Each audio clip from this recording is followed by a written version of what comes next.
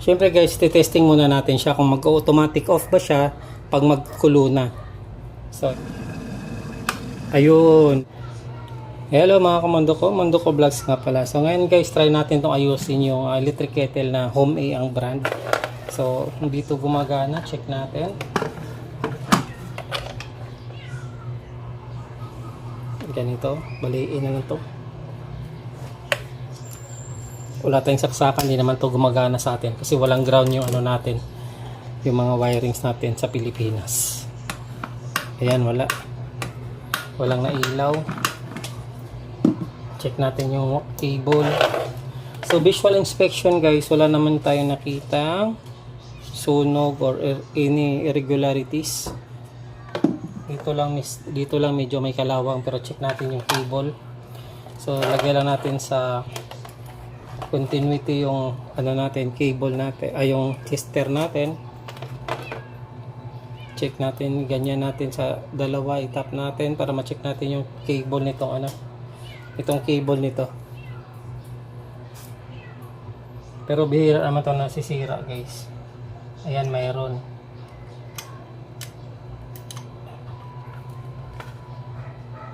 naman parehas. Chinik ko lang kung okay yung spring niya. So okay tong cable na to. Dito tayo.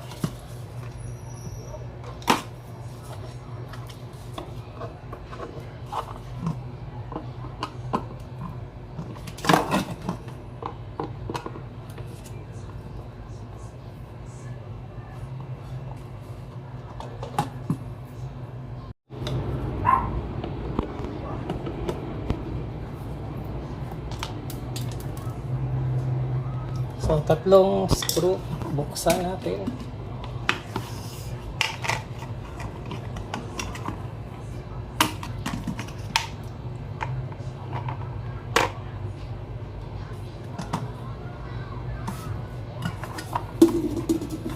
Tanggalin na natin to.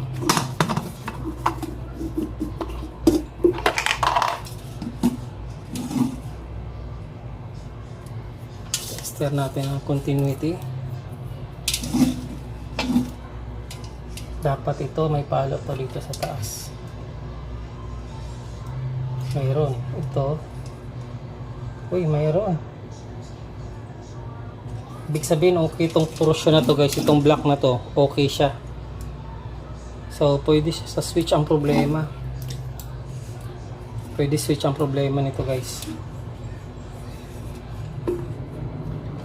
Tapos, tanggalin lang natin to para mabuksan natin yung pinaka switch.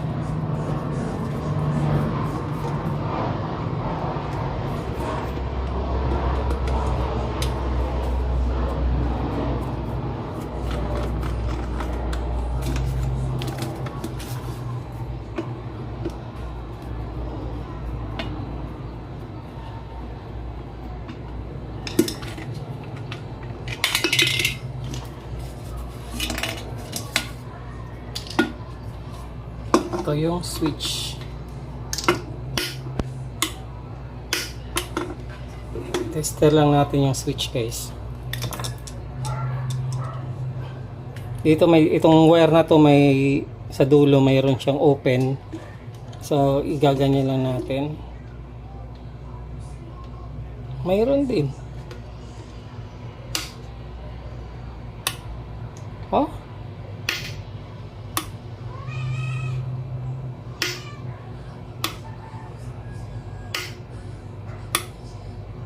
Mayroon guys eh. Ay, hindi pala niya nakita. Mayroon ano, pag lagyan natin yung switch dito, ito yung ano tester oh. Yan yung palo niya. Ayan oh. Nawawala. Sakto naman.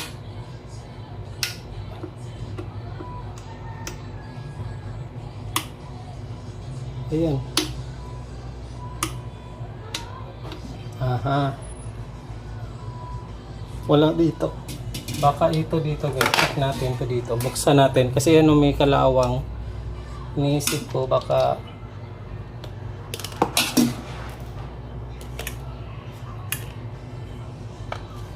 check lang natin to.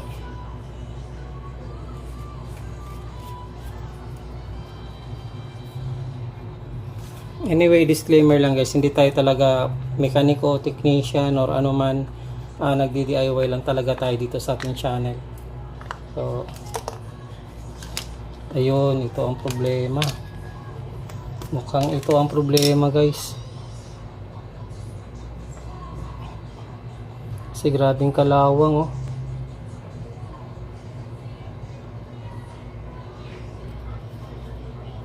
Ayan guys, sa tingin ko dito ang ano, parang naglo-lose contact. Kasi ano, medyo kalawang siya, oh, sobrang dami. Dito ko nakakita ng mga irregularities kasi nga ito may kalawang masyado. So, posibilidad na naglo-lose contact to. Tapos, try natin tong palitan guys kasi mayroon naman tayong extra nito. Nung binili natin nung na inayos natin sa kaibigan din natin.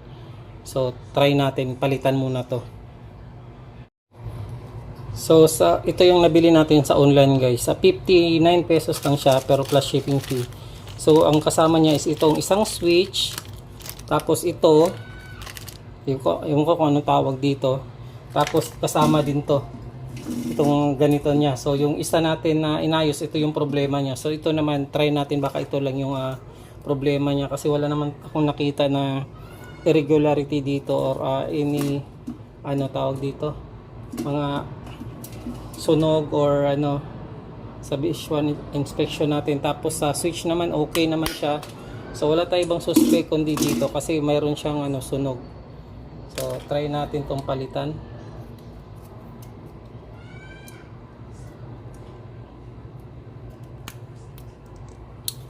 Ito na,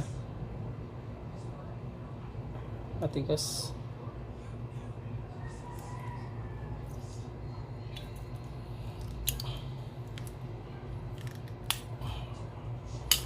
Yan. So ito ay lumuwag. Pitin natin to konti. Wait lang. Tapos yung green. Ayan, matigas yung green. Medyo maluwag tong puti kasi napilit natin. Ayan, maluwag din. So ipitin lang natin konti dito sa ating long nose guys para masikip siya. Pati itong isa para hindi mag lose contact, para wala tayong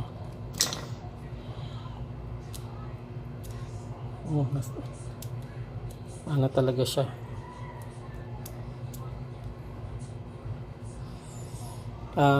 Diin muna natin dito banda. Alam ko may ano to dito banda guys.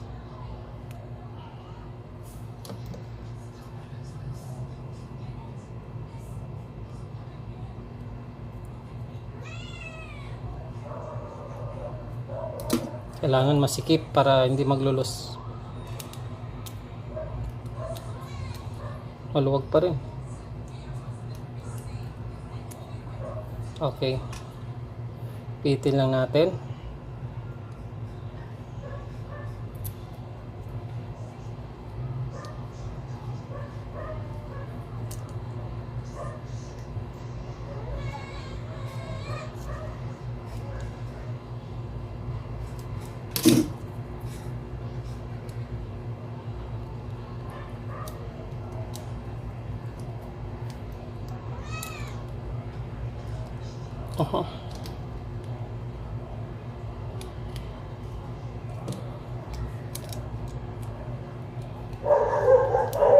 Itong ano maluwag pa rin. So sikipan ko lang.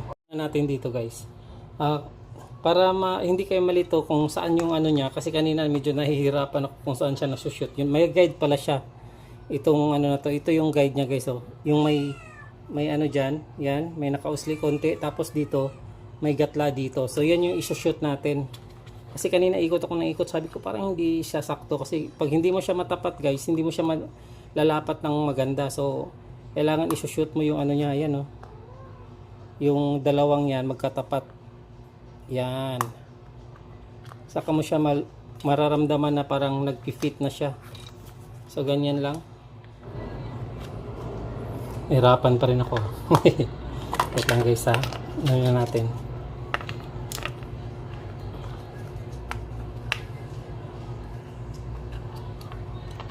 Ayan pala, dapat papasok pala to. Ayan, sus. Yan pala dapat. Tapos yung gatla.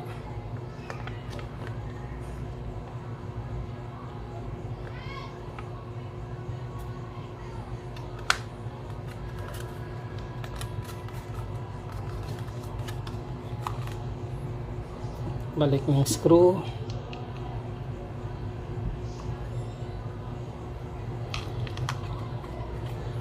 Ito guys, sa pagbalik ng mga ganitong ano, pag may nilalapat kayong may screw guys, huwag talaga kaagad na unang screw pa lang hinihigpit nyo na kaagad.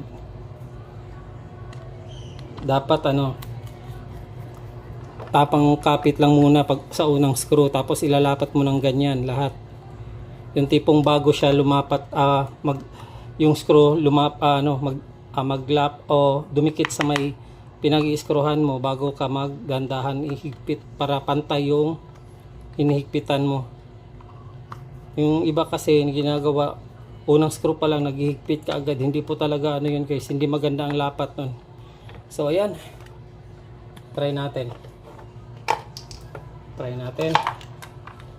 sa tingin ko at sana ito lang ang problema. So saksak, tapos lagyan lang natin to, hindi na natin ibabalik muna para ma-check lang. Uy, wala, ay on. Ayan oh, mayroon na oh.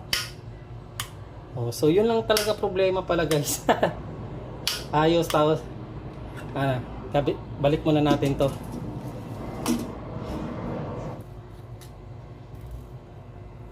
Tatlong screw lang naman to nandito guys.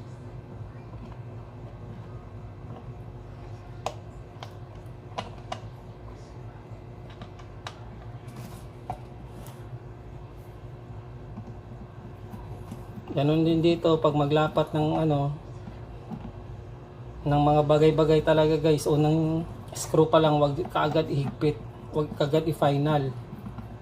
Yan, tapos pag malagay mo na lahat na saktong na yung tipong malapit na dumikit dun sa itong ganito sa plastic, saka ka magdandaan higpit.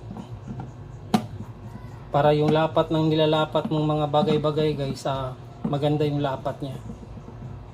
Tapos final, yan. Dahil plastic lang ito, wag gaanong lakasan.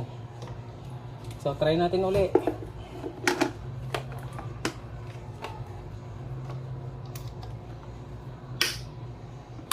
Yan oh. Yan, okay na to. Ito guys, ito medyo mahirap din to ibalik yung takip ng handle guys ha. May ano yan, may technique yan. Taglit lang, ko sa inyo, papakita ko sa inyo. Dati kasi, nahirapan ako nito. So ganito lang pala siya. Ilalagay lang to. Ganyan. Diba? Hindi pala. Paano ba yun? Sabi ko na nga ba, nalilito ako eh. Ganyan pala guys, ganyan. So ilalagay mo lang ganyan. Una. Yan, ito ang pinakauna mong ilagay. Kasi nung nakaraan nakaganyan, nahirapan ako nagbalik. So, lagay mo muna siya dyan. Tapos, singit mo lang to. Opya. Yung ano pa pala, ito. Pinaka-switch niya. Lagay lang. Paglagay naman ito guys, una lang to ilagay itong dalawa para siyang ipasok ng pagganon dito. Tapos, tiin lang dito sa may bandang baba. Yan, tutunog din siya. So mararamdaman mo na okay na siya. So ayan. Lagay lang natin ng screw.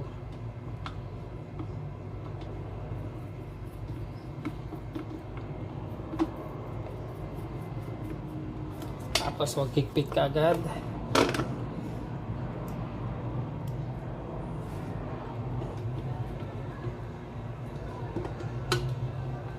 Dito sa paghigpit ng guys, mga plastic, ingat po talaga tayo, wag tayong basta-basta gumamit ng lakas. Wag nating nyuwiin yung natin, kaya pakiramdaman lang natin siya na saktong higpit lang kasi nga plastic lang. So ito naman madali lang ibalik. So mayroon lang yung parang nakausli dyan, dito lang din yan itatapat sa may butas.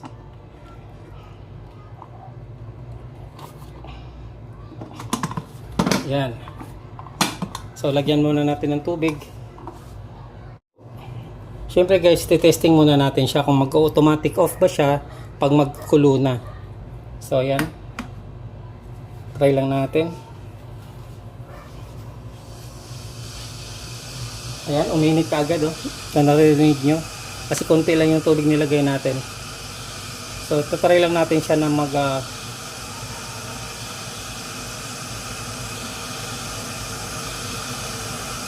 auto off. Kasi yan ang importante guys. Kasi delikado din to electric kettle sa sunog.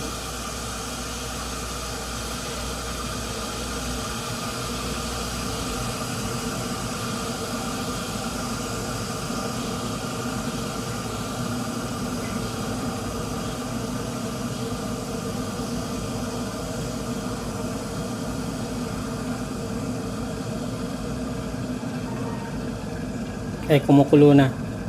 Pag ito pumitik,